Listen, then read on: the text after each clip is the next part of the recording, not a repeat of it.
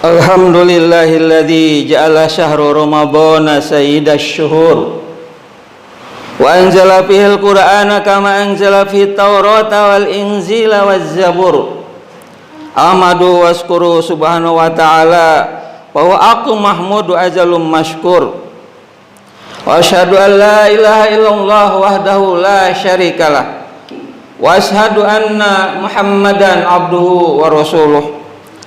Allahumma sholli ala Muhammad wa ala alihi wa ashabihi ajma'in wa man tabi'ahum bi ihsanin ila yaumiddin. Wa qala ta'ala ya ayyuhalladzina amanu taqullaha haqqa tuqatih wa la tamutunna illa wa antum muslimun. Amma ba'd. Fa inna asdaqal hadisi kalamullah wa khairal hadi hadi Muhammad sallallahu alaihi wasallam. Syarrul umuri muhdatsatuha fa inna kulla muhdatsatin bid'ah wa kulla bid'atin dhalalah wa kulla dhalalatin finnar. Saudara-saudaraku shaimin shaimat rahimakumullah. Kita panjatkan puji dan syukur kehadirat Allah Subhanahu wa taala yang telah memberikan kita hidayah dan taufik serta keafiatan sehingga sampai saat ini kita bisa istiqomah melaksanakan kewajiban ibadah puasa. Salat dan salam semoga senantiasa tercurahkan kepada Nabi kita Muhammad sallallahu alaihi wasallam, pada keluarganya, para sahabatnya, dan insya Allah pada kita semua kaum muslimin yang senantiasa mencintai sunnah-sunnahnya.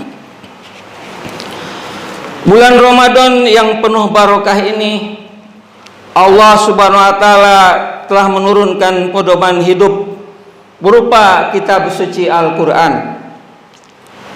Di samping kitab-kitab suci lainnya, seperti dalam hadis yang diriwayatkan dari Abu Sa'id radhiyallahu an, diterangkan bahwa suhuf atau kitab suci yang disampaikan kepada Nabi Ibrahim diturunkan pada malam pertama bulan Ramadan.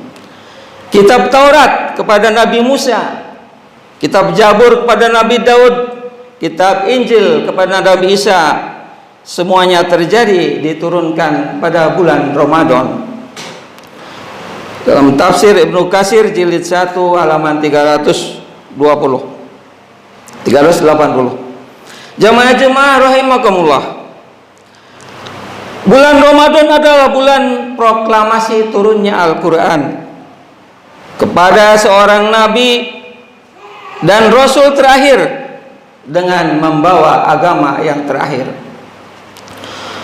Al-Quran menjadi petunjuk bagi manusia dimanapun mereka berada, pada zaman manapun mereka hidup, dan Al-Quran memberi batas yang tegas antara yang benar dan yang salah.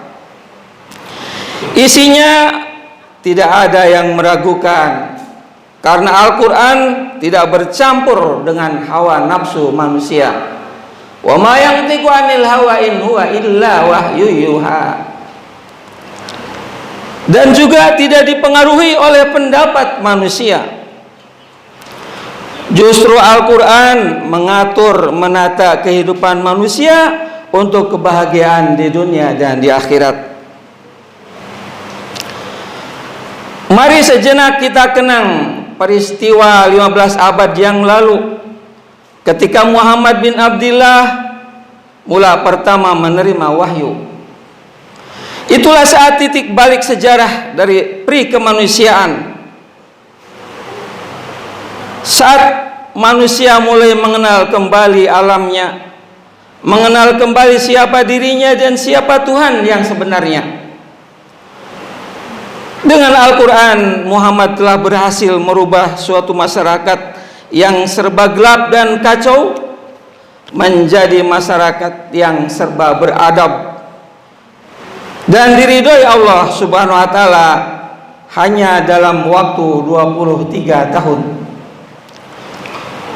Ahli sejarah dan pengarang-pengarang barat angkat tangan atas kemampuan Islam merubah warna kehidupan yang begitu singkat.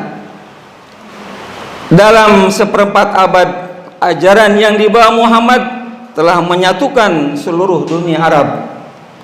Dalam setengah abad telah berhasil menumbangkan kekuasaan Imperium Persia dan Romawi. Dalam 3/4 abad telah berhasil mengetuk pintu kerajaan langit di Tiongkok. Mengapa Al-Quran bisa demikian besar pengaruhnya? Di mana letak pamor kehebatannya? Memang Al-Quran adalah mukjizat Muhammad yang nilai-nilai kemujizatannya terletak pada susunan bahasa dan keotentikan isinya.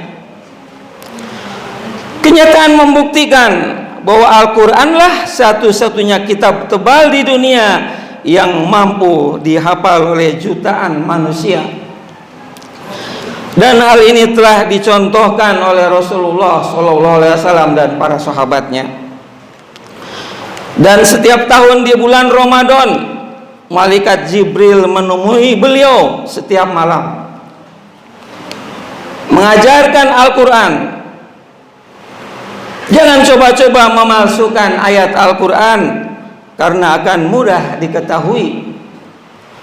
Kemurnian Al-Quran merupakan mukjizat besar yang senantiasa mengiringinya, sedangkan proses penjagaan kemurniannya berlangsung secara alamiah dan ilmiah. Kemurnian Al-Quran akan berlangsung sampai akhir zaman, sebagaimana janji yang benar dari Allah Subhanahu wa Ta'ala. Inna nahnu nazzalna dzikra wa inna lahu lahafidhun. Sungguh kami yang menurunkan Al-Quran, dan sungguh kami pula yang akan menjaganya. Saudara-saudaraku seiman, rahmat yang terkandung dalam isi Al-Quran belum banyak diketahui. Itu artinya bahwa isi Al-Quran belum banyak menjiwai kehidupan masyarakat Islam pada umumnya. Hal ini tergambar dalam perilaku yang belum sesuai dengan petunjuk Al-Quran. Rahmat yang terkandung dalam isi Al-Quran tidak dapat dirasakan jika kita belum mengetahui petunjuk yang terkandung di dalamnya. 3 abad lamanya umat Islam menjadi umat nomor wahid.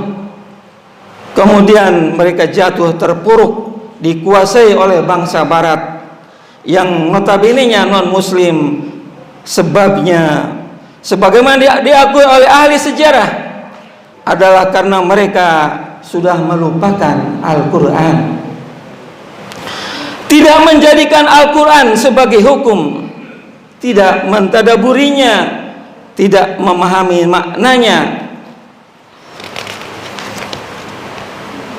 Rasulullah SAW bersabda dalam hadis riwayat At-Tirmizi dari Ibnu Abbas radhiyallahu anhu, innal ladina laysa fi zawfi syai'un minal qur'ani kal baitil harib.